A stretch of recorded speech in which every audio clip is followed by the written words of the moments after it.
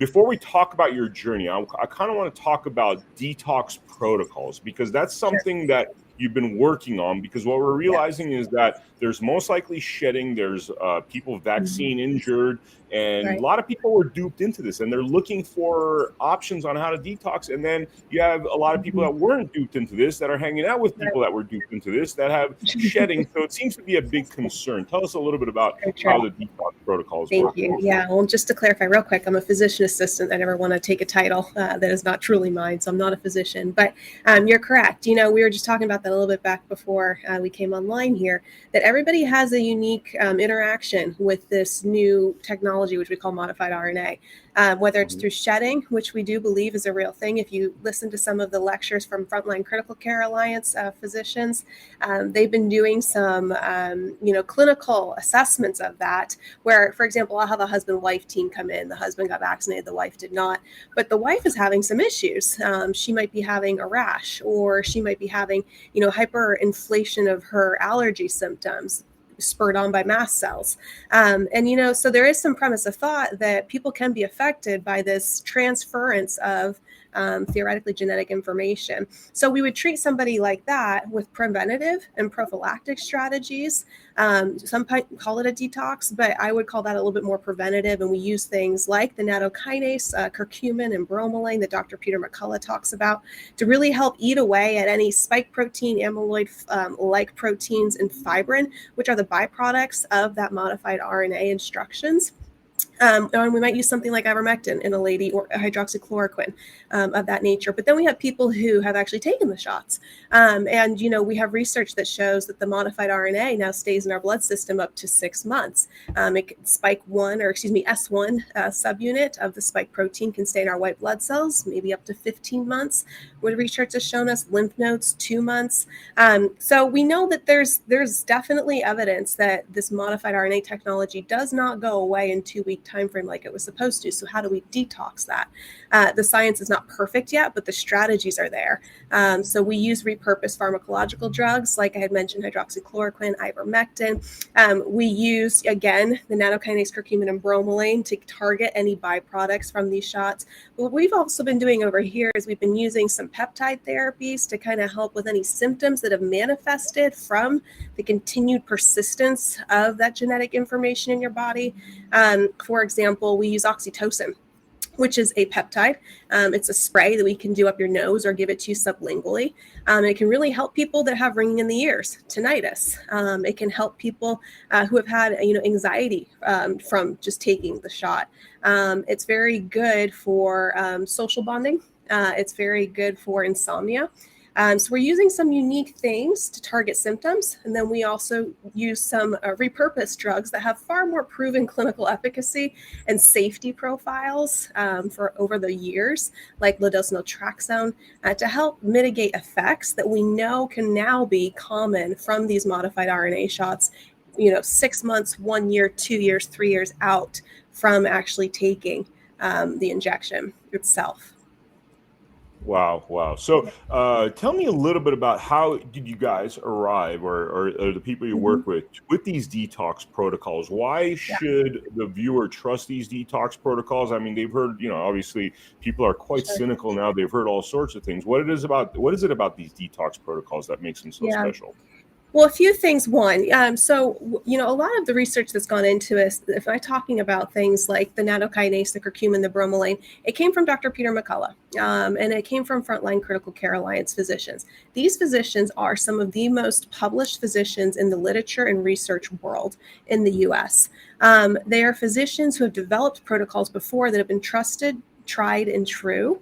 And they were the voices that were correct in the treatment of acute COVID. So when I'm asking myself, let's just say as an American public citizen, who am I going to trust to lead and guide me down the road of health, into wisdom, and into integrative and innovative solutions? I'm going to look at the body of work that stands behind these individuals, and those individuals with FLCCC and Dr. Peter McCullough, et cetera, the wellness company, for example.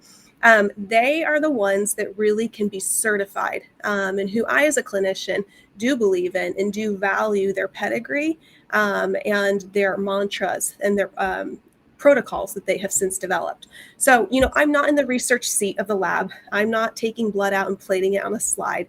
But I'm someone who's a steward of information, and I'm doing a lot of continual research and trying to harvest the latest data from different clinicians of whom I believe and trust. There's some work out by a Dr. Anna. I'm going to kind of butcher her name. It's MIC, I believe, HELA. I have to double check on that. She's in Washington, but she's been doing a lot of research on how to degrade these, like hydrogel type clots that we see in some people post-shot or even post-infection. And so I follow work from different providers in different respective spheres who have unique approaches, but that have been vetted and backed by their integrity and then the quality of their work over years. And so we start there. And then second, we look at the medications that we're using or repurposed pharmacological drugs like low-dose naltrexone, ivermectin, hydroxychloroquine. We have a lot of data on these drugs, and we've used them for a lot of different purposes over 50 plus years. I mean, ivermectin itself, we all know this, but or maybe some of us don't, but it won the Nobel Prize for its efficacy in curing river blindness and its safety behind it. I mean, ivermectin in some ways is safer than Tylenol. So I hang my hat on things like that have been trusted, true, and proven over the years of time. Not something like Paxlovid, which just came out and was repurposed and is the sexy new drug on the block that was actually antiviral created for HIV. So to answer your question in a little bit of a roundabout way, that's how I make my algorithms, decide on courses of treatments, and place my trust back into things that honestly, the fabric of medicine is built on trust, and that's been a little shaky over these last 3 years because of what's happened with COVID. So, I mean, what you're saying, sounds very logical. There's a couple of questions come to mind. Is there a lot of people ask me that have been vaxxed? Is it possible? Sure. And we hear all sorts of things from just feeling weak and tired to memory loss to actual myocarditis and a whole bunch of things. Is it possible for people to get back to normal using these detox protocols? Yeah, meaning it's a good normal, like question. before? Yeah. Sure. So clinically, yes, I have experienced people get back to their baseline. For example, people saying like I had an individual who could not get up off the couch for more than 15 minutes a day. And within our 90-day program, we had gotten him up to riding a bike 4 to 5 times a week for 40 miles. That's a much better quality of life than being on the couch, right? However, do we have the information of that all clear signal in the genetic space, in the hematological world or in the immune system database as to when does the problem go away, right? Or when does the modified RNA instruction shut off? No, we don't have that signal. We don't have that certainty right now. So clinically, yes, I can help you get better. But do I have the data point that says, okay, red light, green light, shot turns on, shot turns off? I don't. So there's a two-prong, I think, to that answer to that question. Yes, clinically I've helped people get well. I've gotten people's taste and smell back who have not had it for 2 years, which is a huge quality of life thing. I've helped people who've been dizzy persistently for a year or have chronic migraines to the point that they can no longer go to work and are on disability. We've been able to help them have either less frequent migraines, and we've been able to help them not be dizzy anymore at all. But again, do I have that all clear signal in the background? Not yet. So I have to tailor their therapies kind of to clinically guess what's the least effective or the minimum effective dose of things and frequency of things that I can give to you to maintain a quality of life until I get that all clear signal from research land or, the powers that be that can speak to this more adequately than I. Let me ask you, like what you're saying was very logical in terms of these detox protocols. You're saying, okay, we're going to the most published doctors, we're going to the most experienced doctors about all this stuff. But yet when this whole thing started, it seemed as though those doctors were being muted. I mean, Peter McCullough, I remember meeting him very early on, frankly, in a dark room where there was like 20 people there.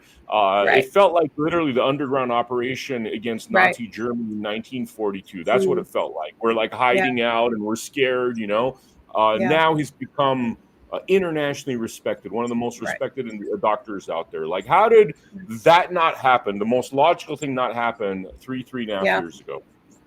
That's a good question. I can only speak to my experience being in the hospitalist community. I received my instructions and my orders from the infectious disease team and from the administration. And then being a physician assistant, I am subjected to some degree underneath the leadership of a physician, right? So my initial data came from those respective partners. But then what happened was my ability to observe clinically as I'm doing process, procedure, and protocols um, intersected and skizzed, if that's even a word, created a dichotomy between what I was being told and what I was seeing, and then the things that we were using that weren't working appropriately to treat commonly known problems. And so my red flags went up, and that caused me personally as a clinician to start looking for different answers. And that's how I found people like Dr. McCullough. That's how I found the FLCCC. And others that have stepped into this new frontier of medicine where we in this post-COVID era. Am I answering your question correctly? I'm tracking a little off, I think. But how do we? What was your original question? I just want to make sure I get back to the heart of the point. Well, how did like all the logic of being going after the best doctors, getting the best researchers versus, I mean, frankly, some like stooge that was paid to lie. That's what it seems like at this point. Why do we go down this road? Why did so many doctors allow it to happen? Professors, I mean, intellectuals. It just seemed like a whole breakdown of the entire community. Well, there's a premise of trust within the community. We trust that the powers that be, the CDC, the HHS, whatever certifying board of credentialing you're underneath, that they've done their due diligence and they've done their research or their homework and they've certified it all. When you're in the hospital setting, for example, it's myself and a physician in this LTAC setting that I was formerly at, we have 24, 23 beds and it's just the two of us. And half of those are critical care ICU patients with vents or drips, things that you are very time critical and are very detail oriented and honestly critical thinking relying upon. And so if you're seeing that breadth and depth of patients, and then you throw on a pandemic and the onslaught of admissions that's coming in and such that nature, to be frank, we didn't have time to maybe do our own homework as we should have been, though. But at the beginning, it was almost like a blitzkrieg type sneak attack, kind of, where like, whoa, what's going on? Yeah, right. What's going on? Who knows what? Where do I? So in that initial phase, my trust is going to go directly to the infectious disease doctor. He did the residency. He's done the research component. He's evaluating the literature. He's attending the conferences or the voice calls. So initially, that's where I'm going to go to. But as things started to roll out, and for example, I would have patients come in who had been given saraluumab and remdesivir, which is an interleukin-6 inhibitor, so it calms down the inflammation from your immune response. And then remdesivir, as we all know, antiviral. It did not do well, neither in COVID or the Ebola trials. But I would see those patients roll in my door and be vented and intubated and need 3 weeks to 3 months of recovery and therapy or expire. And then I would see that, maybe an 85-year-old lady who had heart failure or, kidney disease or diabetes, and the aggregate of her conditions did not allow her to receive the remdesivir or the saraluumab. And she would be on high flow nasal cannula, 40, 50 liters of oxygen, but she'd do fine and she would wean off of it in 3 weeks. And so I started assessing that and saying, hey, either COVID is really big, bad, scary, or we're missing the mark and maybe our drugs are causing some side effects. So just by the powers of observation, I started not disagreeing, but maybe standing back and asking new questions. And then reading the CAT scans of people who were vented, because we oftentimes got a few of those during their course. Even the radiologist started sparking that type of curiosity, because as I was reading it, you could say that's fluid, and you could say that looks like inflammation, or you could say that looks like scar tissue or connective tissue disease disorder or some autoimmune process that's happening, which can be a side effect from some of these drugs. And so the radiologists were documenting that at the same time that I was starting to think it and go through these materials myself.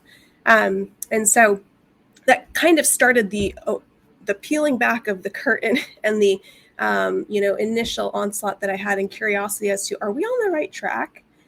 Because right now I'm just receiving orders and I'm trusting, who's gone before me or who has the pedigree to validate that. But me as a clinician in the seat actually treating this patient right here is seeing some things repetitively that seem to be amiss. And so that's what really kind of started my skew into a different way and a different, not following the masses, I guess I should say, at that time. Totally. Yeah, yeah. Hmm. So tell us a little bit about your journey through all of this. I mean, obviously, Yeah. when this first started, you weren't really aware none of us were really Mhm. aware that we were all No. being lied Yeah. to. Other than, Right. I mean, few enlightened ones. I don't know. I mean, I think Dr. Sure. McCullough, it's like, got a Yeah. message from God or something. But we didn't Yeah. know what was going on. So tell us Right. about that journey. Yeah, we were in the beginning initially. I was buying the N95 masks from the supplier who drove in from Arkansas down in the parking lot of the hospital field. None of us were ready in that sense. Hmm. But to your question, part of my evolution began with just the clinical observation.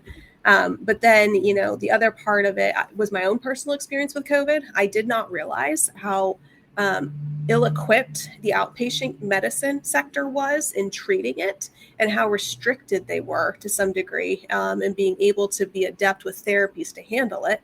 And honestly, the primary cares were, calling you up and saying, hey, when your cough is gone, then you can come see me, which that's just so twisted. I Yeah. got that direct answer myself. And then, honestly, my personal experience was that I was restricted from getting the monoclonal antibodies because, direct quote, I was too healthy.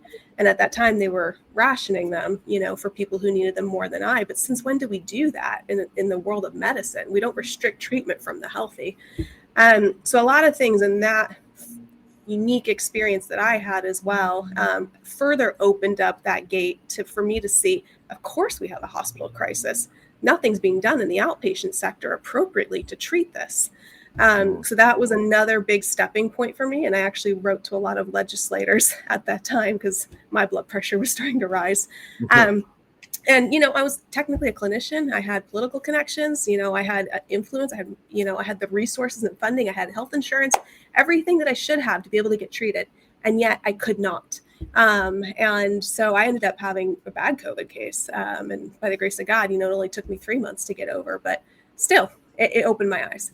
And then I guess the ultimate story would be as these shots rolled out, I started noticing people coming into the hospital with clinical symptoms and syndromes or clusters of things that just didn't make sense, irrespective. They were irrespective to their age, their comorbidities, and then their general presentations. And traditional medical therapies were not working to mitigate the symptoms as we previously knew.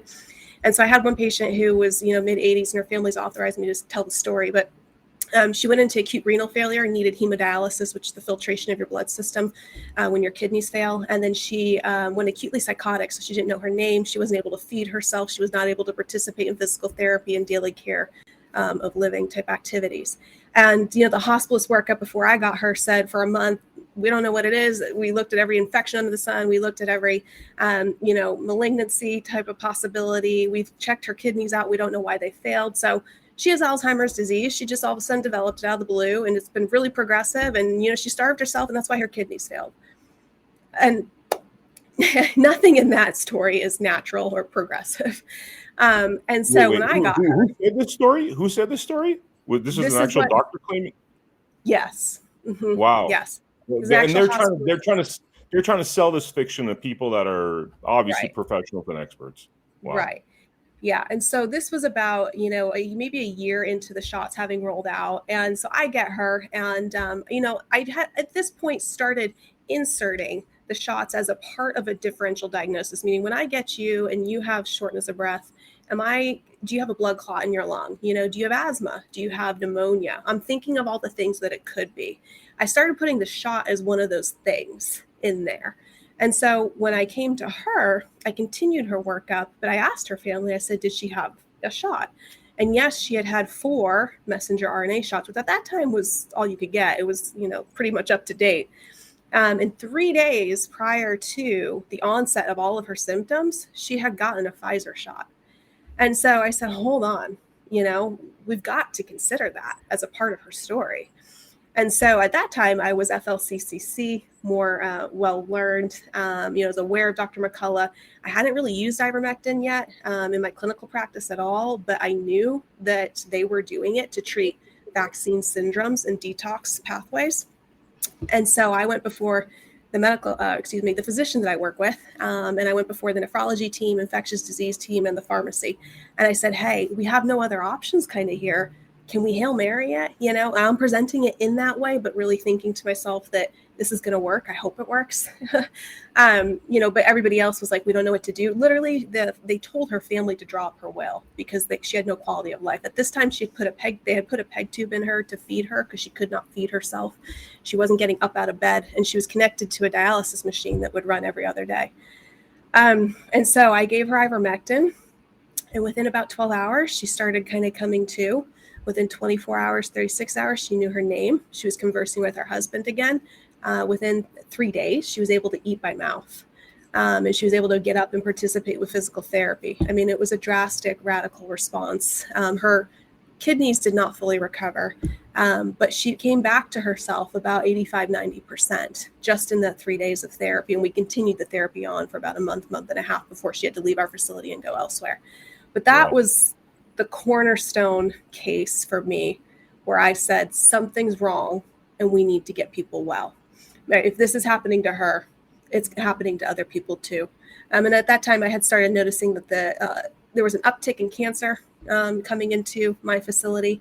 And so I just took a Post-it note and I started writing people's names and I started writing, shots that they had got just to see, if there was any similarities between them.